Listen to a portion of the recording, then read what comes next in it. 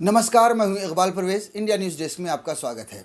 साथियों, रिंकू वर्मा की मौत ने एक बार फिर से गिद्धों को, जी हाँ मैं गिद्ध कह रहा हूं क्योंकि गिद्ध जैसे ही कोई मरा हुआ जानवर देखते हैं वैसे ही उनकी बोटियां नोचने के लिए आसमान में मंडराने लगते हैं और झुंड बनाकर वहां पहुंच जाते हैं। रिंकू वर्मा की हत्या के बाद कुछ ऐसा ही देखने को मिल रहा है कि रिंकू वर्मा की हत्या पर धर्म के ठेकेदार, फर्जी ठेकेदार अपनी अपनी राजनीति करने के लिए पहुंच रहे हैं और नफरत बांट रहे हैं। वैसे हत्या किसी की भी हो वो निंदनीय है, वो अपराध है और अपराधी कोई भी हो, वो चाहे हिंदू हो या मुसलमान हो, उसे कानून की तरफ से सख्त सज़ा मिलनी चाहिए ताकि ऐसा कोई जुर्म आगे ना करे। लेकिन रिंकू वर्मा के केस में क्या हुआ, जैसे ही उसकी हत्या हुई ये पता चला कि उसे मारने वाले मुसलमान थे।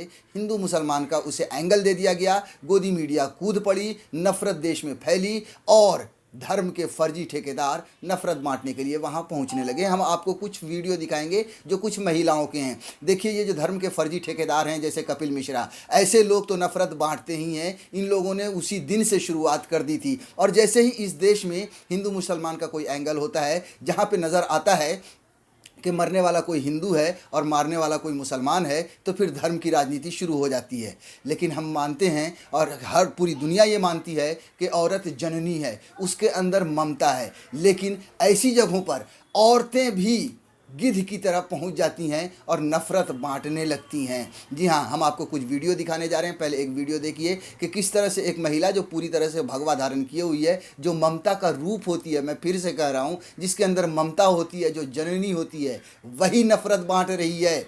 वही ये कह रही है कि निकलो और इसका बदला लो और इस तरह के उल्टे सीधे अनाप शनाप लफ्ज़ों का इस्तेमाल कर रही है। आप इस वीडियो को देखिए। हमारे बच्चों के साथ अरे कब जागेगा ये हिंदू?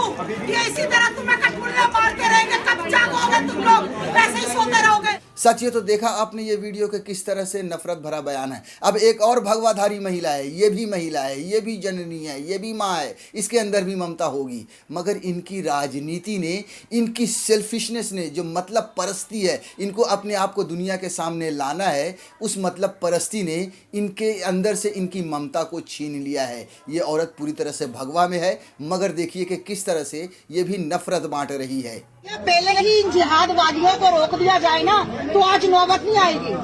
आज इन लोगों को जिस घर में ये रह रहे हैं ना, इस घर में ये रहने नहीं चाहिए। आज रिंकू शर्मा इनका बेटा, कल को आपका भी भाई, आपका भी बेटा किसी का हो सकता है।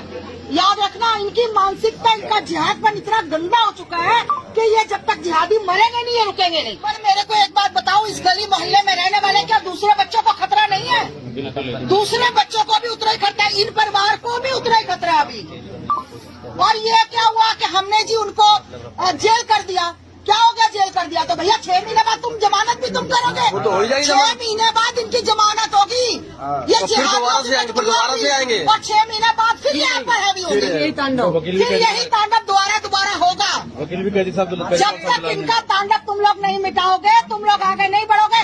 सबसे बड़ी बात मैं आज सत्य बोलती हूँ कि हमारे हिंदू भाई बिल्कुल नपुंसक हो चुके हैं। बिल्कुल तुमसे अच्छी तो मैं अकेली औरत हूँ 52 साल की, जो हर कहीं पे लड़ती हूँ जाकर अपने भाइयों के लिए, अपने धर्म के लिए। मुझे बहुत दुख होता है आज अपने नपुंसक भाइयों को देखकर कि आज हमारे धर्म का हर बच्चा मारा जा रहा है। क्यों?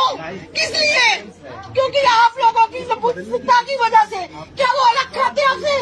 उतने ही वो खाते जितने आप खाते हो, कोई अलग नहीं खाते। सिर्फ तुम लोगों के अंदर डर, नपुंसकता, डर बैठा हुआ है कि कहीं हमारा परिवार, कहीं हमारा मार दिया ना उन्होंने। अरे मरना तो एक दिन सबको ही है, सबने मरना है, सबको मरना है। अच्छा करके मरो भैया। हमें वहाँ पर कत्ल हुआ गाजियाबाद में और बोला गया कि भैया हमने प्रोटोकॉल के हिसाब से, पुलिस ने कहा गोली मार दी उसके पैर में लड़के के। अरे भैया 10 जिहादी मुझे दो ना, 10 जिहादी मुस्लिम मुझे दो, मैं गोली मारती हूँ। मेरी दोनों टांगों पे गोली मारो, मैं भी व्हील चेयर पे बैठ जाऊंगी। दो तो सही में अपने देश धर्म के लिए कुछ करके तो जाऊं।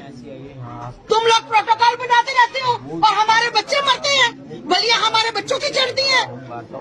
आज मैं आप लोगों से एक बात कहती हूँ, आज अगर आप लोग नहीं जागोगे ना भैया तो बहुत बुरा समय। आज रिंकू शर्मा का घर, अगला कौन रिंकू शर्मा बने मुझे नहीं पता। ये आप लोग जानते हो। अगर आप लोग इस मोहल्ले के हो, रिश्तेदार हो, तो इस घर में उनका वास नहीं होना चाहिए। मर मर तो जाए जाओ, पर इस घर में वास नहीं होना चाहिए। जब तक आएंगे जब तक इसका मंदिर बना दिया जाएगा। बिल्कुल खाली करवा दिया मकान पूरा। बोलो भाइयों, ऐसी बात है, फोटो में बहुत छोटा हूँ भाई। जब तक एकता नहीं आएगी, जब तक अपने बच्चों को कट्टरपंथी नहीं बनाओगे, उनके क्या होता है 5 साल का बालक तुम्हारे लगता है और तुम बिस्तर में बिठा के दूध पिलाते हो, है ना। थोड़े एकता लाओ भैया अपने अंदर, आपके साथ है, तैयार है।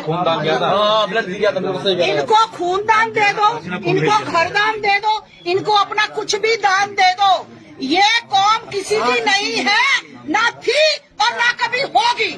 आने वाले 100 साल में ये हिंदुस्तान नहीं रहेगा। ये बिल्कुल हिंदुस्तान जब तक है, जब तक हिंदू है यहाँ पर। तुम्हारी अगर मानवता, तुम्हारी इंसानियत, तुम्हारा भाईचारा, अपनापन इसी तरह पनपता रहा तो याद रखो, आने वाला रिंकू शर्मा का घर एक एक घर होगा। इसी तुम्हारी माताएं मातम करेंगी भैया, बहनें रोएंगी। आज वो बच्चा दलेर था जो फिर भी लड़ते लड़ते श्री राम बोल गया। जय श्री राम बोल गया। हाँ, बहुत बड़ा मैसेज देकर गया। इससे बड़ी दिलेरता इससे, अरे बुजदिलो नपुंसको, तुमने उसकी पीठ में छुरा घोपा। बुजदिल सिर्फ पीठ पे वार करते हैं, इसीलिए कहते हैं कि अपनी पीठ हमेशा मजबूत रखनी चाहिए, क्योंकि जो अच्छाई है वो भी पीठ से मिलता है, जो छुरा है वो भी पीठ पे होता है। इनमें इतना दम है ना, इतना दम है जिहादियों में, तो मेरे एक एक शेर से आकर लड़े, आए ना एक एक शेर लड़े, फिर बताएगा मेरा हिंदू भाई कितना बुजदिल और कितना दमदार है। तो अकेला ही 8 में भारी पड़ रहा था वो। बिल्कुल, और मैं चाहती हूँ ये जो दोगलापन करते ना सेकुलर, जो यहाँ पर आके अपने चेहरे चमका रहे हैं या यहाँ पर आके राजनीति कर रहे हैं, भैया भगा दिया करो राजनीति करने वालों को। आज कहा गया राहुल गांधी, प्रियंका गांधी जो हाथरस में भाग भाग कर गए हैं, शर्म नहीं आती? यहाँ बच्चा नहीं था क्या? यहाँ बच्चा नहीं था राहुल रिंकू शर्मा, वहाँ तो भागे भागे डिनर का ड्रामा भी कर दिया कि पुलिस ने धक्का मार दिया। और केजरीवाल साहब, हाँ तो कहाँ मर गए सारे? अरे औरंगजेब बोलो अच्छा रहेगा। बिल्कुल, वो कहते हैं ना, भारत का कुछ नहीं बिगाड़ा, दुश्मन की तलवारों ने भारत को बर्बाद कर दिया, भारत के गद्दारों ने। भारत के टुकड़े 1000 ना होते अगर मेरे भारत में जयचंद जैसे गद्दार ना होते। तुम लोगों में सिर्फ जिहाद फैलाना, लव जिहाद करना, लोगों को मारना, लोगों के घरों पे कब्जे करना, लोगों के कामों में कब्जे करना तुम्हारे सिखाया जाता है इस्लाम में। तुम्हारा इस्लाम इतना गंदा तुम्हें पाठ पढ़ाता है कि शर्म आती है तुम्हें अपना भाई कहते हुए, जो लोग हम भाईचारा कहते हैं। इन कटमुल्लों की इतनी हैसियत नहीं है कि ये हमारे हिंदू भाइयों पे हाथ उठा जाए। बहुत हो गया, अब और नहीं। साथियों, पुलिस ने ये बात पहले ही कह दिया है कि यहाँ पर धर्म का कोई एंगल नहीं है। पुलिस ने तब शुरुआती जांच में ये साफ किया है कि ये दोस्तों के बीच का या आपस का ये मामला है, जो आपस में जो रंजिश होती है, एक ही जगह के रहने वाले लोग हैं, जन्मदिन की रात के दिन इन लोगों में बहस हुई, झगड़ा हुआ, हाथापाई हुई और नतीजा ये हुआ कि मामला हत्या तक पहुँच गया। लेकिन फिर भी गोदी मीडिया ने नफरत बांटी, लोगों तक नफरत पहुँचाई गई और ऐसी फर्जी हिंदू के जो ऐसे फर्जी लोग वहाँ पर पहुँचने लगे अपनी अपनी राजनीति की रोटियाँ सेकने के लिए।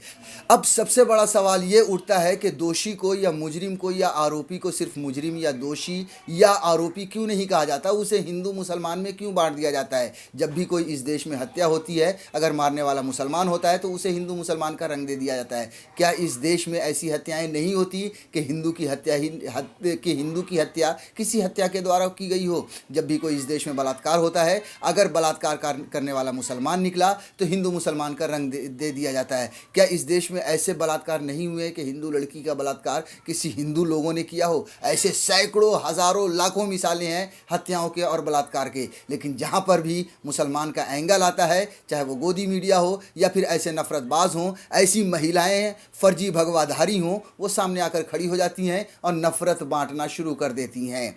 एक और बड़ा सवाल ये भी है कि ऐसे नफरत बांटने वालों पर केस मुकदमे क्यों नहीं होते, इन पर कानूनी कार्रवाई क्यों नहीं होती? अगर आप देखें CAA में जिन लोगों ने सरकार का विरोध किया या आमतौर पर सरकार का जो विरोध करते हैं, किसी भी तरह के आंदोलन में शामिल होते हैं, उन पर बड़े बड़े मुकदमे दायर किए जाते हैं, उन पर NSA एक्ट लगता है, उन पर रासुका लगता है, उन्हें देशद्रोह का, राजद्रोह का मामला उन पर चलाया जाता है, क्योंकि ये कहा जाता है कि इन लोगों ने देश इन लोगों ने दो समुदायों को लड़ाने की कोशिश की या इन्होंने साजिश की देश के खिलाफ, क्या ऐसी महिलाओं पर या कपिल मिश्रा जैसे लोगों पर मामला नहीं बनता जो खुल्लम खुल्ला आकर कह रही हैं कि हिंदुओं खड़े हो जाओ, हिंदुओं जाग जाओ, हमारे बच्चों की हत्याएं हो रही हैं। क्या बच्चों की हत्याएं करने वाला मुसलमान ही है?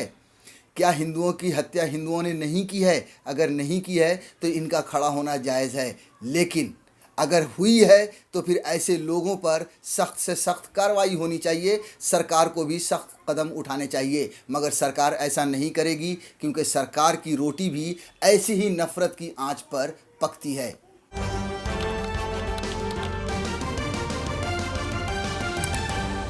आपकी आवाज